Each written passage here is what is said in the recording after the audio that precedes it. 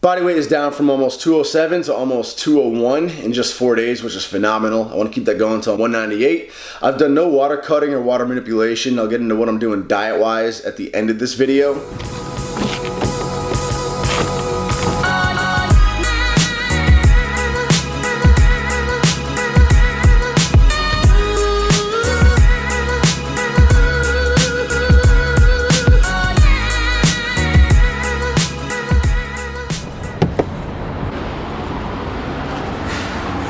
I'm so confused where to even go. This might be it.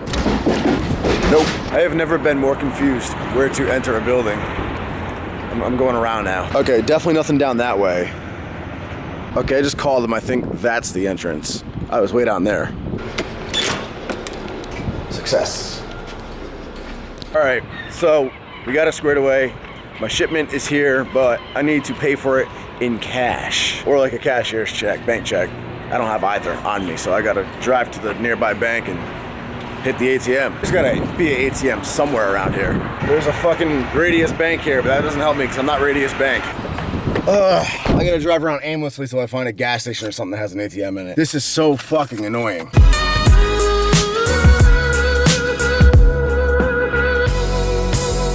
Fuck, they have an ATM, but it doesn't work. This sucks. I'm trying this restaurant. Another one that doesn't work.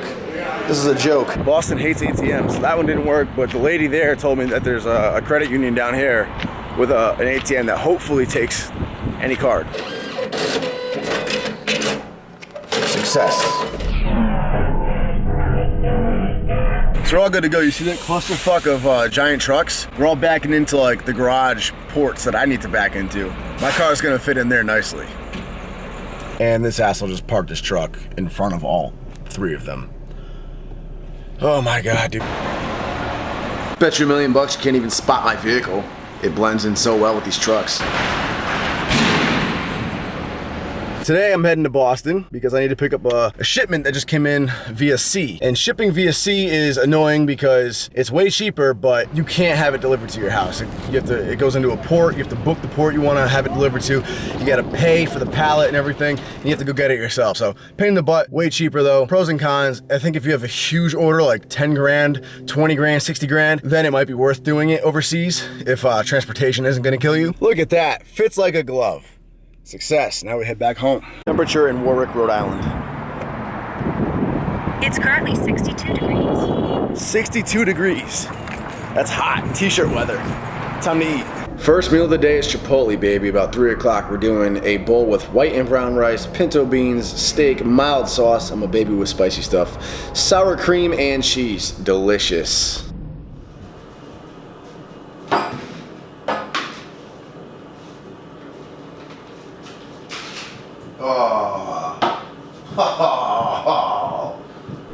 I dropped the ball. I didn't put the cap on correctly and sprayed pre-workout everywhere. Evening gym session, busting out the Ani brand shoes so you know what time it is. Deadlift time, first time deadlifting since the meet. Gonna keep it nice, simple, and light, and then some back training, hypertrophy training, all that fun stuff. As always, link for these bad boys in the info box below. Let's go.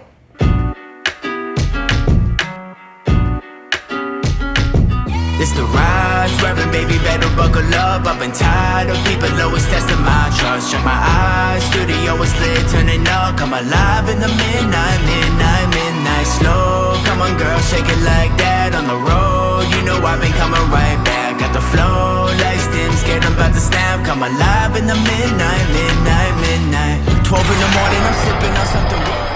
So today is my first day touching deadlifts since my meet almost 2 weeks ago. So we're keeping it fairly light, still using enough weight to where I do have to focus on technique, enough weight to where it's still fun and I still have to keep my head in the game, but obviously light enough to where I'm not gonna be like maxing out and grinding out reps. So we're using about 500 pounds on a stiff bar, so a little bit harder than the deadlift bar. I am switching back to USAPL now for the rest of this year, so it's time to start busting out the stiff bar. And I'm switching it up a little bit. I'm doing doubles with 500, nice and easy, just having fun. I'm trying to execute each rep without doing my stupid little dancing setup that I always do. And I get so many comments on it. And I do want to say in my defense, man, there are some crazy ass deadlift setups up there. I get a lot of heat because I know not all of you are in the powerlifting world, so you may not see it. But if you watch powerlifting, Like, just look up Owen Hubbard.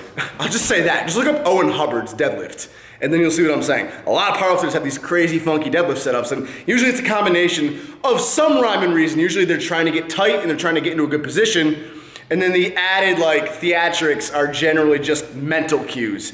So I'll literally break down how my setup has been, the one you guys always make fun of me for, and why I do each part, how it became a habit. But I want to get away from it.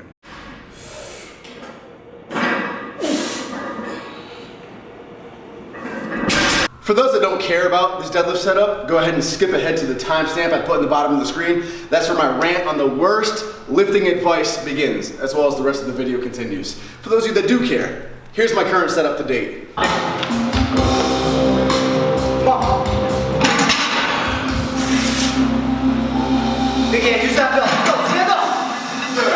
You've all seen it. It's a bunch of habits that have accumulated separately and piled up over time. I do want to say that setting up the same way every time you execute a lift is important because it helps you execute the lift the same way each time. But now it's time to spring clean and get rid of some of these habits I don't need anymore. So, breaking it down, my little two-step that I do. That came from just lining my foot up with the bar and getting it in the right position. It became a habit. I don't need to look at my feet anymore, but it just became a habit. The little fake pump stand-up thing I do is because back in the day, I used to do a set of deadlifts and my first rep would always be the ugliest. My hips would shoot up a little bit. Then I would lower the bar back down and the second rep would be nice and clean, as with the third, fourth, fifth, etc. And it was because I was starting out of position in a bad position, but once I locked out, my lower body would then be loaded with the weight in hand. And I would lower the bar back down using my lower body and I'd land in an optimal position. So for my second rep and on, I'd be in a great position. So that's why now I actually brace and tighten up like I'm really gonna pull it, I'm not just faking it. I start pulling the slack out, then let go and finish the rep mentally in my head. And I'm locking out with my glutes, my lower body tight as hell. And then I'm keeping my glutes and lower body real tight as I come back down and I land in the perfect position. And I basically treat the first rep like it's my second rep. And it actually worked for me. It really helped clean up my first rep dramatically, but my technique's better. I don't think I need it anymore. Taking my air in at the top, instead of down here when I'm grabbing the bar, that came from the old belt I used to use. I use a thick 13 millimeter medium-sized Inzer belt for squats. I love it, but it's too tight and abrasive and thick for deadlifts. So when I was bent over, it would stop me from getting a lot of air in my stomach. So I'd stand up, then I could get better air. I could brace and punch the gut that much better. Bend back down while I'm holding that air and grip it and rip it. And that also worked phenomenally. And a lot of elite lifters do use that technique, like Brett Gibbs, the silly windmill dance, this thing. Where does that come from? That initially started off with me just trying to flex my lats like a bodybuilder. It was very subtle like this, just to remember to pack my lats, because I'd always let my lats go loose during the rep. But then just over watching John Hack, Jesse Norris, if you look at their videos, they all do some variation of that arm thing. It's a lot more sexy and a lot more graceful than mine is. They also lift a lot more weight than I do. I didn't mean to do it intentionally, but I think just subconsciously from watching them all the time, I started imitating that a little bit as I go to flex my lats, and then it just turned into what it is now. I wasn't even conscious of it happening. It just sort of started happening. So that's where the windmill thing came from. And that is how I acquired this silly dance setup that I have now. One more thing, quick rant. For those that say, stop overthinking, shut up, and just lift the weight, that is the stupidest fucking advice you can give someone. Now, if someone is seasoned, and they know what they're doing, and they have their form down to a science, then yes, that is phenomenal advice. I love that advice. I take that advice for myself on meet day, because you should not be thinking about technique on meet day. Just shut up and lift. You got a little stomach ache, little headache, get over it, shut up, fucking lift.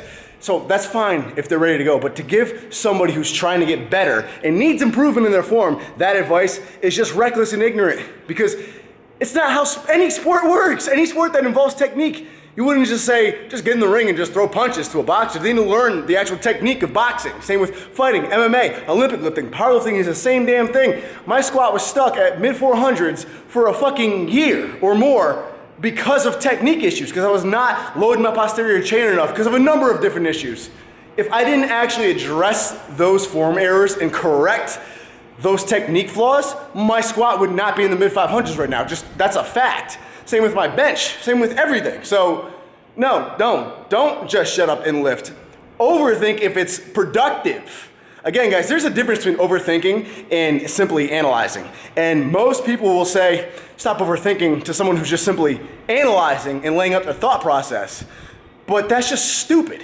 Usually those people are not the people that are actually progressing. If somebody is analyzing and assessing and breaking down form things they want to work on and improve and fix, and things they see that are wrong could be better, and they are actually making progress, then it's not overthinking. It's called being a smart lifter and bettering yourself. Okay, rant over.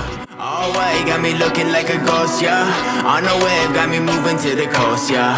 Pay attention, life is moving by the second. Look away and you'll probably never get it, no, no. This the ride, swerving, baby, better buckle up. Up and tired of people always testing my trust. Shut my eyes, studio is lit, turning up. Come alive in the midnight, midnight, midnight. Slow, come on girl, shake it like that. On the road, you know I've been coming right back. Got the flow, lights dim, scared I'm about to snap. Come alive in the midnight, midnight, midnight. Working like a slave till I'm killing the fucking king, man. Ripping up this beat, don't you worry about my pigment. Told me I'd be nothing, say I don't got the voice. Now I double your salary just from making this noise. Y'all be taking your time while I'm always running this race. Been embracing the real and soon after cutting the face. Probably think this is easy, don't really know what it takes. I'm addicted to music, I quit, I start getting shakes. Concentration, I'm patient with all the time that I'm given. I'll be hyped for the fame, but just wanna make this a living. So I've been loosely intermittent fasting, and all intermittent fasting is just the eating schedule. Don't anybody tell you different. There's so many claims that it's this magical diet and it's this magical system that does wonders for this hormone and that hormonal response in your body and just shreds you of fat. And it's just simply not the case. Yes, different eating schedules can definitely have an effect on certain hormones in the body, as can a number of things. But whenever your hormones fluctuate like that, it's minimal. It's a quick little hiccup, it's a quick little spike, and then your body bounces it right back out. So all IF really is an eating schedule. You're just fasting for a longer period of time and you're eating. So what are the benefits? Why am I doing it? For me, it's simply just an easier way for me to lessen my calories overall in the day. That's it for me. It's just an organization thing for me. I wake up without much of an appetite. So if I start eating early in the morning, I get that appetite going even faster. Then I eat lunch. Then I'm hungry again. Then I eat another meal. Then another meal. I've been getting up about 9 a.m. regularly every day, and I go to bed around 1 or 2 at night.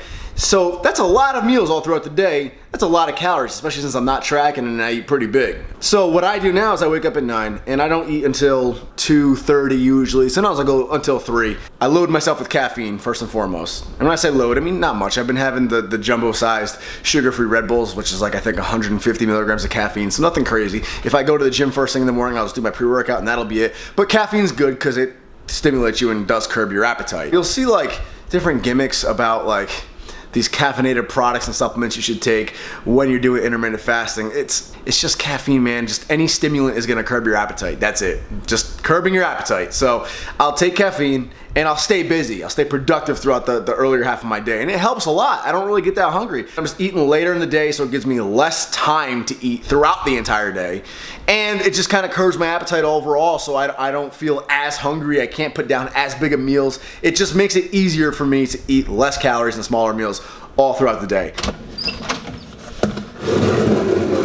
Oh, it's a big batch of fermenting IPA beer right there. Check it out. Thank you guys so much for watching this video. This outro is pretty fucking weak.